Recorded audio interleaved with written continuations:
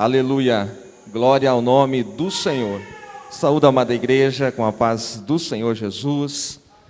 Graças a Deus por mais este culto que nós estamos celebrando ao Senhor, nesta noite celebrando a morte e a ressurreição do Senhor Jesus Cristo. Eu convido a amada igreja a abrir suas Bíblias no Evangelho de Marcos, o capítulo de número 14, e a partir do versículo 32 até o 41. O Senhor Jesus é maravilhoso e nesses rápidos minutos nós vamos meditar na palavra do Senhor. Marcos 14, versículos 32 ao 41. Diz assim: E foram a um lugar chamado Getsêmani, e disse aos seus discípulos: Assentai-vos aqui, enquanto eu oro. E tomou consigo a Pedro, e a Tiago, e a João, e começou a ter pavor e a angustiar-se. E disse-lhes: A minha alma está profundamente triste até a morte. Ficai aqui e vigiai. E tendo indo um pouco mais adiante, prostrou-se em terra e orou para que, se fosse possível, passasse dele aquela hora. E disse: Abba, Pai, todas as coisas te são possíveis. Afasta de mim este cálice.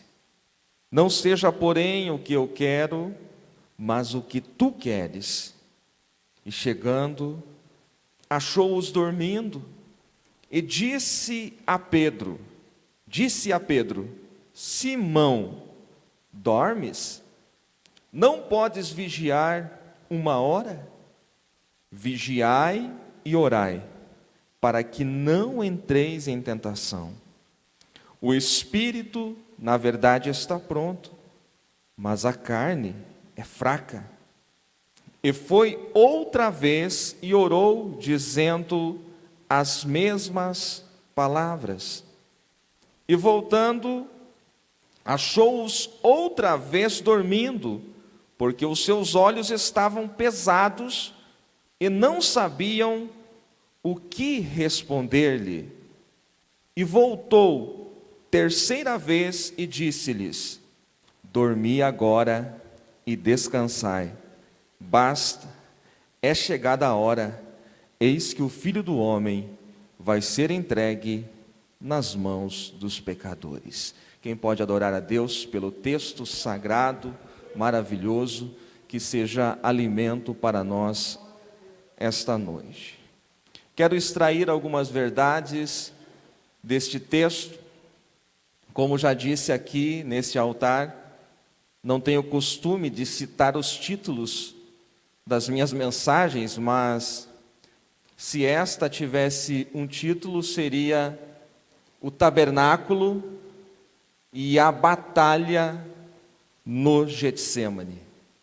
Eu vejo aqui o Getsêmani como um simbolismo do tabernáculo, pela maneira como Jesus divide em três partes, deixando um grupo de discípulos na entrada, levando mais três com eles mais adiante, e ele indo sozinho mais à frente.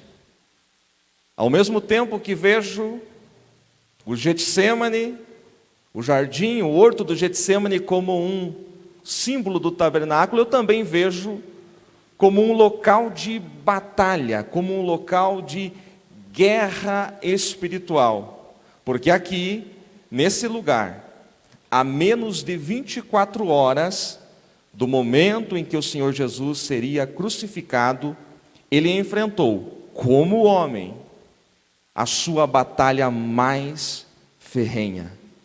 E eu vejo uma batalha no âmbito espiritual e vejo também entre os discípulos uma batalha ocorrendo dentro deles entre a carne e o espírito. Por onde Jesus andava, você lembra muito bem que multidões o seguiam. A Bíblia diz que em uma das multiplicações dos pães, cerca de 5.000 homens o seguia, e eram contados somente os homens, de tal maneira que a multidão poderia chegar a 20.000 pessoas. Mas em meio a uma multidão tão grande, Jesus não tinha tantos discípulos. A maioria deles eram seguidores ocasionais, que estavam ali pelos milagres, pelas maravilhas, pelos feitos extraordinários do Senhor Jesus, mas não tinham sequer um relacionamento com Ele. Seguiam o Mestre pelo que Ele fazia, pelos pães que multiplicava, mas não o conhecia.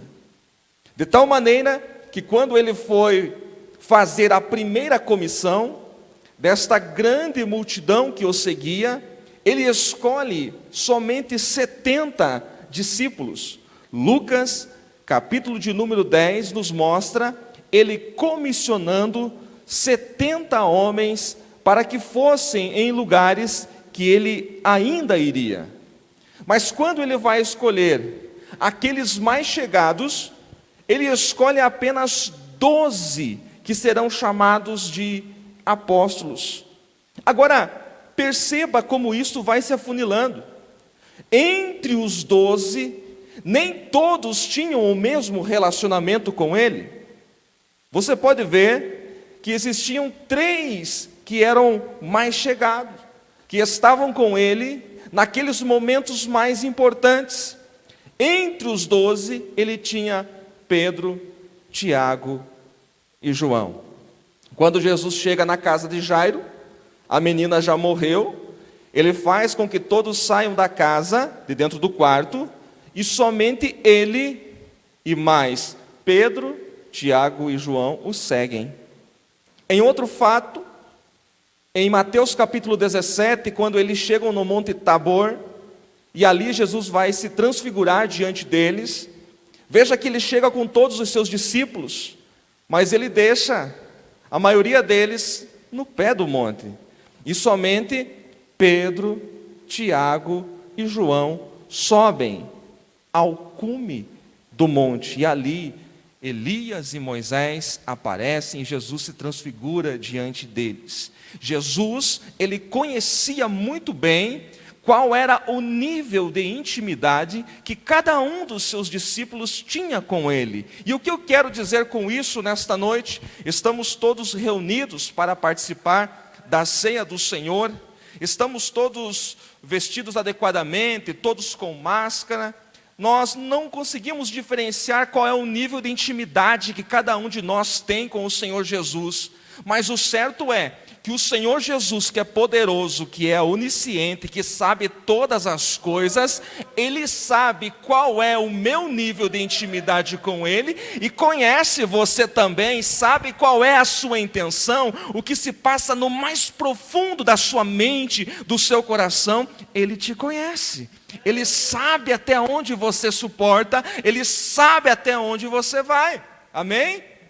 E assim, Jesus conhecia os seus discípulos, e Ele chega no Getsêmani. A palavra Getsêmani significa prensa das olivas. Ele chega com 11 dos seus discípulos, porque Judas já havia saído, já havia ido traí-lo, é claro, vendê-lo, e Judas chega ali, e Jesus chega ali, Judas já não está mais, com 11 dos seus discípulos. Ele vai deixar 8 dos discípulos na entrada, e para esses 8, você pode olhar para o versículo de número 32, ele olha para eles e diz assim: assentai-vos aqui. O que a gente faz? Não, é para vocês assentarem-se aqui. O que vocês vão fazer? Só vão ficar sentados na entrada do horto. Ele vai tomar os três, Pedro, Tiago e João, e com esses três ele vai entrar dentro do horto, dentro do Getsêmani. O que quero dizer com isso? Há aqueles que só aprenderam a viver no átrio, que só conhecem o átrio. Então, esses que são do átrio, Jesus não vai tomá-los e levar eles dentro, num nível mais profundo, porque eles não estão preparados para isso. Jesus não vai pedir para eles consagrarem, para eles orarem, para eles adorarem, não. Jesus chega com eles na entrada e vai dizer: assentai-vos aqui, enquanto eu oro. Ele não diz: gente, vamos orar comigo, está chegando a hora em que você entregue, eu preciso que vocês orem comigo, que vocês sejam fervorosos. Não, ele diz para eles: assentem-se aqui, enquanto eu vou lá orar. Aí, ele vai tomar os três e vai levar para dentro, para o lugar santo. Esse é o segundo nível de intimidade. Para esses três, Jesus vai dizer algo. Jesus vai dizer: vocês fiquem aqui, mas vocês têm uma missão. Vocês precisam vigiar. Vocês precisam estar em constante vigilância. O primeiro grupo não tem como vigiar, porque é o grupo que ainda está na carne. É aquele grupo que ainda a sua mente natural controla todo o seu ser. Ele é controlado pela mente, ele é controlado pela alma, ele não é controlado pelo espírito. Então, para esses, Jesus não pede nada. Jesus diz: entre e sentem-se aí e fiquem aí, enquanto eu vou orar. E para os outros três, ele vai dizer: vocês vêm comigo, vocês conhecem um pouquinho mais, porque vocês estiveram mais perto de mim, então vocês têm uma missão. A missão de vocês é ficar aqui e vigiar. Aí o texto diz, no versículo de número 35, e tendo ido um pouco mais adiante. O evangelista Lucas, no capítulo de número 22, ele vai dizer que Jesus se distanciou cerca de 1 tiro de pedra. E se você for procurar nos dicionários, 1 tiro de pedra, mais ou menos 30 metros, Jesus vai se distanciar deles e vai sozinho, porque o cálice que ele tinha para beber era só dele. Os seus discípulos não poderiam suportar, não poderiam beber. É certo que os filhos de Zebedeu, certa feita, quando foram perguntados: vocês também podem beber do cálice que eu tenho para beber? Eles responderam: sim, nós podemos. Mas eles não sabiam do que se tratava. O cálice era só dele, a dor era só dele, e agora ele ia abrir o seu coração. Então tinha um lugar ali no Getsêmani que era só dele. É por isso que ele vai sozinho, representando o sumo sacerdote perfeito que veio para cumprir a lei. Ele é o nosso sumo sacerdote perfeito, ao mesmo tempo é ele que faz o sacrifício e ele é a oferta, e pelo seu sacrifício nós estamos aqui essa noite. O sacrifício é só dele e o sacrifício é único. Quando olho para Hebreus, capítulo de número 9, versículos 11 e 12, eu leio o seguinte: mas vindo Cristo, o sumo sacerdote dos bens futuros, por um maior e mais perfeito tabernáculo, não feito por mãos, isto é, não desta criação, nem por sangue de bodes e bezerros, mas por seu próprio sangue, mas por seu próprio sangue, mas por seu próprio sangue, entrou uma vez no santuário, havendo efetuado eterna redenção. Pelo fato dele ser o sacrifício perfeito, a oferta perfeita, este sacrifício não é novamente repetido. Os sumos sacerdotes entravam de ano em ano, no dia do Yom Kippur, uma vez ao ano, no santíssimo lugar, para oferecer sacrifício, e daqui um ano, eles tinham que repetir esses sacrifícios. Mas o nosso Jesus, ele fez um único sacrifício, e com este único sacrifício, sacrifício, Ele me deu vida, Ele apagou os meus pecados, Ele apagou as minhas iniquidades, Ele cancelou tudo aquilo que eu tinha feito de errado, Ele me deu nova vida, Ele me deu um nome que está escrito no seu livro. Ele é o sumo sacerdote. Então, todos aqueles sacrifícios da lei de Moisés, que eram repetidos anualmente, apenas apontavam para este momento. E quando eu olho para o Getsemane aqui, eu vejo o Getsemane sendo dividido em um tabernáculo natural, 8 discípulos na porta, esses são os do átrio, 3 discípulos lá dentro, esses são os do lugar santo, e só ele, sozinho, no santíssimo lugar. Mas em breve, em menos de 24 horas, às 3 horas da tarde do dia seguinte, ele estaria dando o brado na cruz. E quando ele desce o brado na cruz, o evangelista Mateus diz que o véu do templo se rasgou de alto a baixo. Eu disse, se rasgou de alto a baixo, e a separação que havia entre o lugar santo e o lugar santíssimo não existe mais. É por isso que eu pergunto para alguém aqui essa noite: por que você ainda está no átrio? Por que você não sai desse lugar? Você não está na lei de Moisés, você está na lei de Cristo. Sumo sacerdote já efetuou uma perfeita redenção e rasgou o véu. O caminho está aberto, está escancarado. E ainda existem muitos hoje que estão como aqueles 8 discípulos que andavam com Jesus, mas não conheciam Jesus, não conheciam o seu ministério, não sabiam o seu plano e só ficavam assentados enquanto ele ia.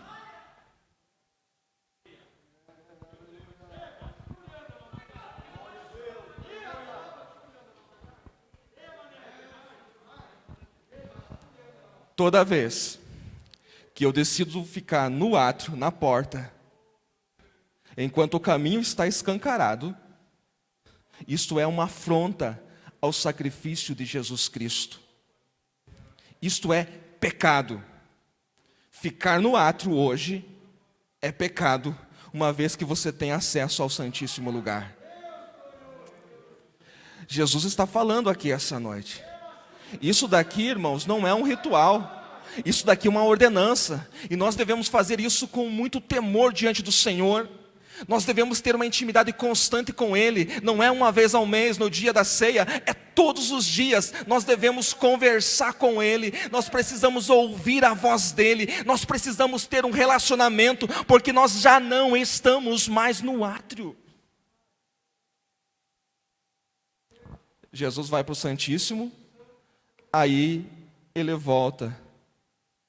Veja o versículo 36, ele está orando e dizendo: Pai, todas as coisas te são possíveis, afasta de mim este cálice.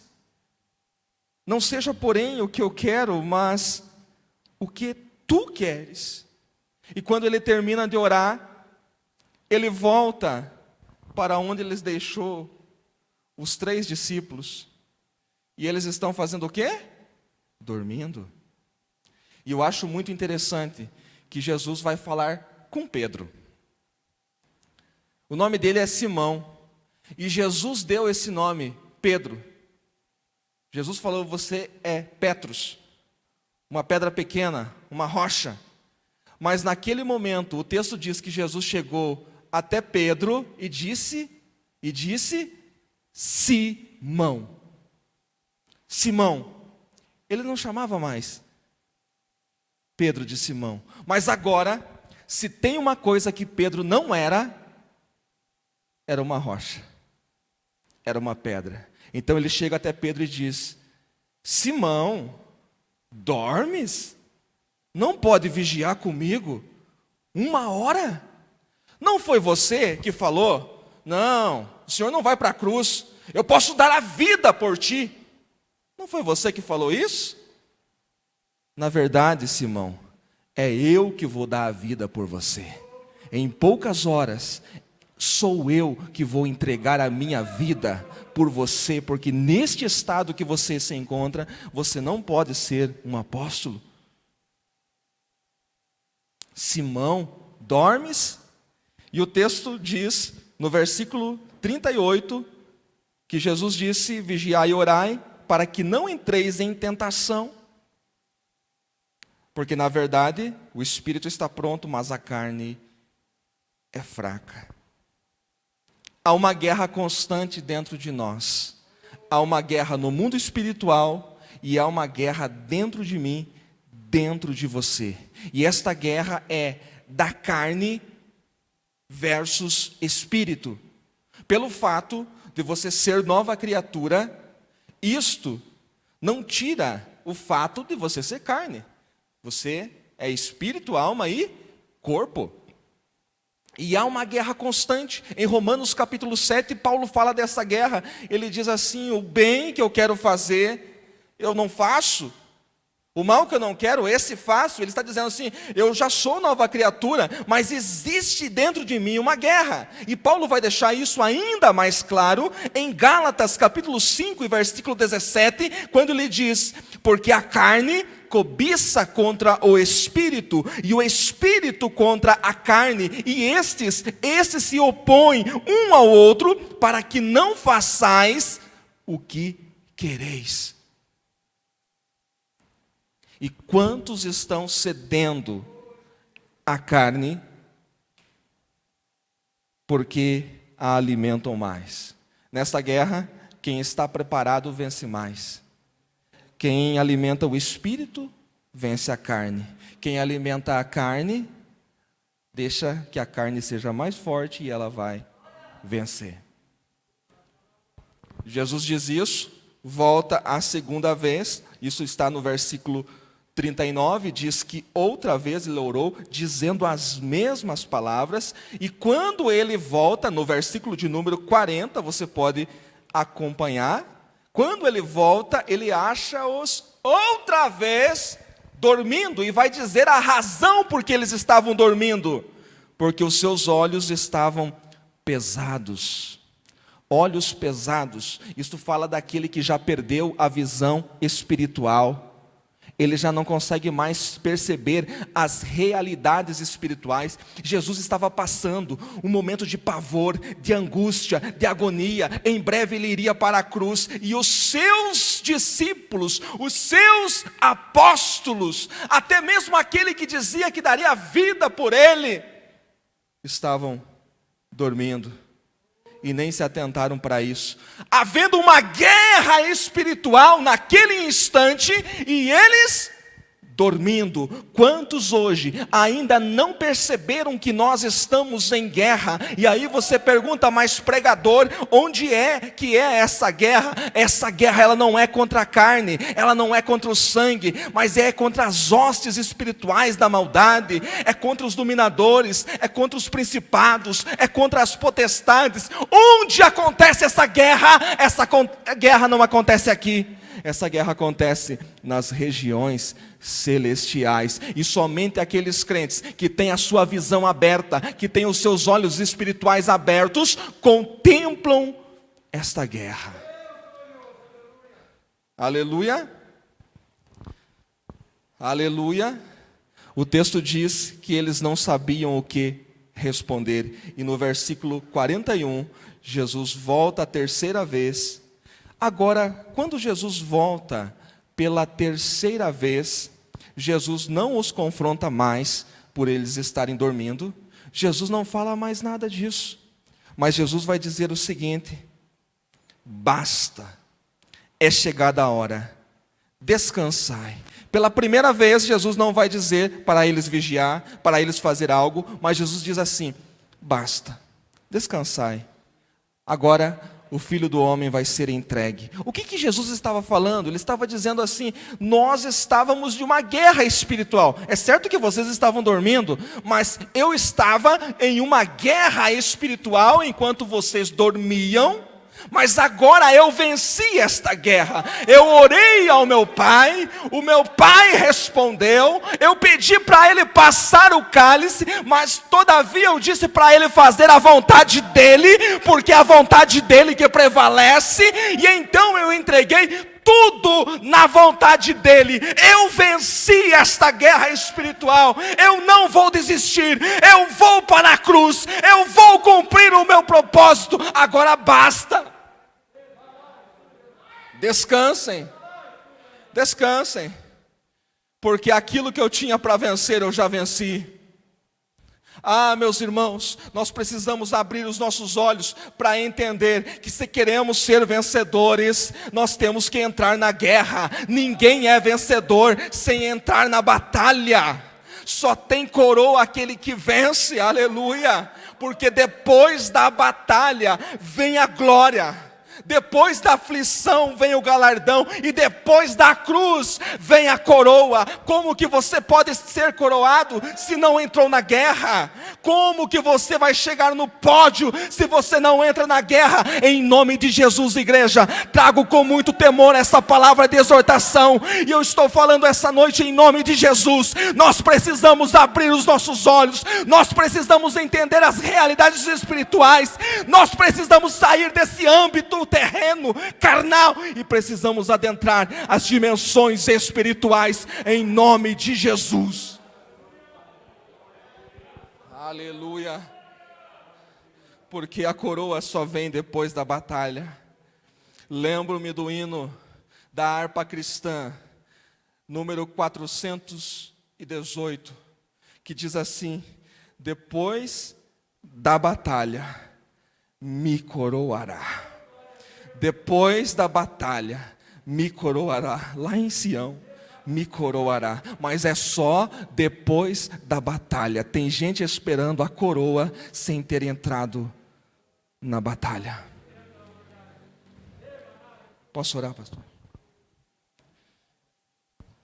A igreja, por gentileza, se coloque em pé.